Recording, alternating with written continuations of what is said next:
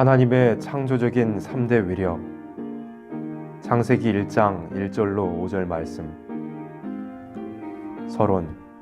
우리 인생은 조물주의 창조적인 3대 위력이 무엇이냐 하는 것을 바로 아는 데서부터 하나님을 아는 지식에 초점이 될 것이다. 만일 이 진리를 모른다면 성경을 읽어도 들어도 알 수 없는 자리에서 허덕이게 될 것이다. 이제 창조력의 3대 위력을 다음과 같이 말하고자 한다.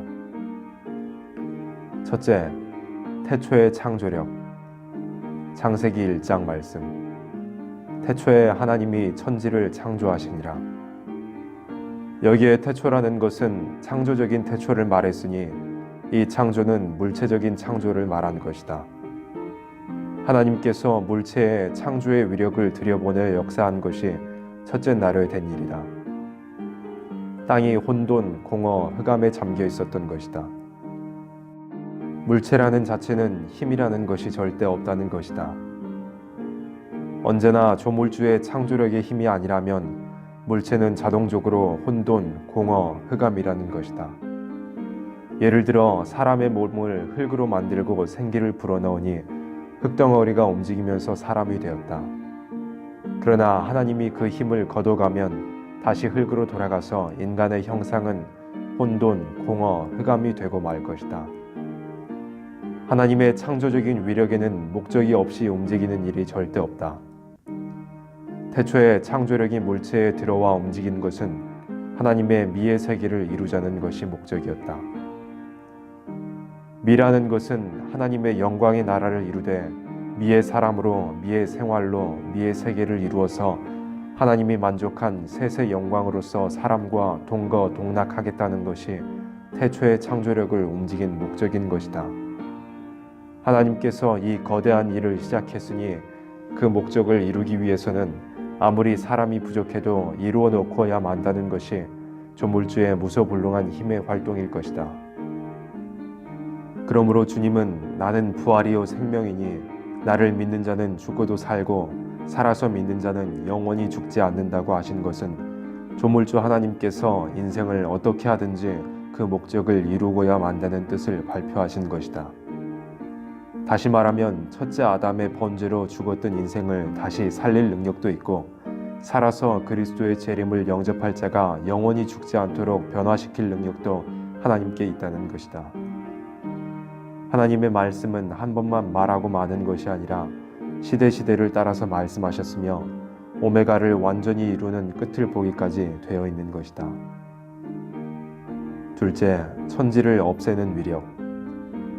요한계시록 20장 11절 말씀. 또 내가 크고 흰 보좌와 그 위에 앉으신 자를 보니 땅과 하늘이 그 앞에서 피하여 간데 없더라. 하나님의 창조는 영원을 목적한 것도 있고 한 사업적인 목적을 이루는 것도 있는데 물질 세계를 창조한 것은 영원한 천국으로 창조한 것은 아니다. 이것은 영원한 천국을 위한 사업적인 창조이기 때문에 사업을 완성하는 그때에는 창조력의 역사로 다시 없앨 수도 있다는 것이다. 다시 말하면 흙으로 사람을 만들어서 흙에서 나는 소산을 먹고 흙에서 나는 물을 먹고 양육하고 번창해서 그 씨로 하늘의 별과 바닷가의 모래같이 많게 하려는 것이 목적이었던 것이다. 하나님께서 이 땅을 낸 목적은 영원한 천국에서 셋의 왕국을 이루자는 것뿐이었다. 그러므로 천년 왕국이 지상에서 이루어지는 것은 물체적인 지구의 효과를 발휘하여 그 목적인 축복을 인간에게 다시 찾아주는 것뿐이다. 그러므로 왕국의 건설이 땅에 먼저 이루어지는 것은 첫째 아담의 실패로 잃었던 축복을 누리기 위한 성도의 왕국이다.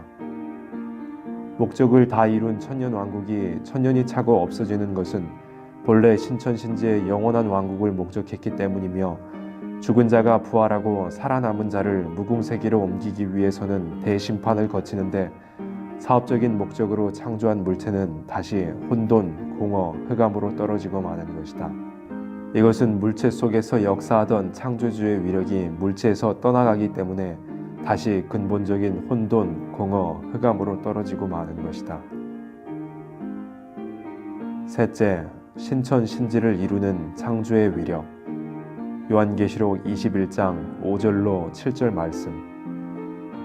보좌에 앉으신 이가 가라사대 보라 내가 만물을 새롭게 하노라 하시고 또 가라사대 이 말은 신실하고 참되니 기록하라 하시고 또 내게 말씀하시되 이루었도다 나는 알파와 오메가요 처음과 나중이라 내가 생명수 샘물로 목마른 자에게 값없이 주리니 이기는 자는 이것들을 유업으로 얻으리라 나는 저의 하나님이 되고 그는 내 아들이 되리라.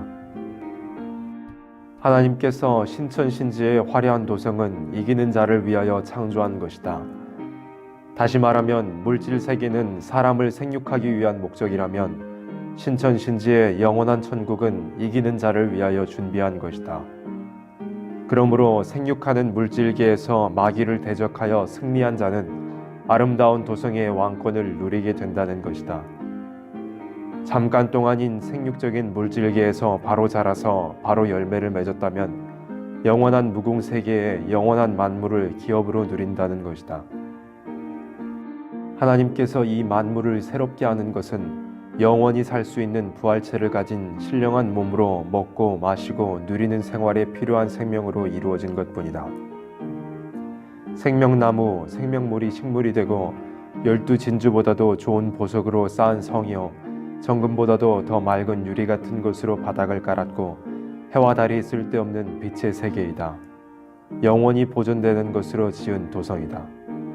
이 성에는 소재도 필요 없고 죽음, 고통, 슬픔이 하등의 필요가 없는 것이다.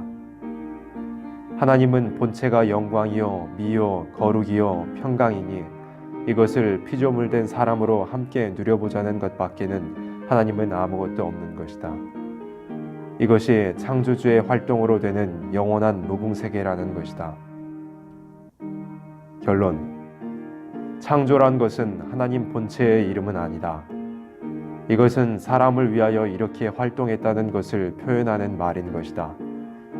하나님은 사랑인 동시에 창조력을 가졌으니 그 사랑의 본성을 나타내고 본 힘을 발휘시켜서 열매로 이루어진 것이 사람이 영원한 복락을 누리는 무궁세계를 이루어준다는 것이다.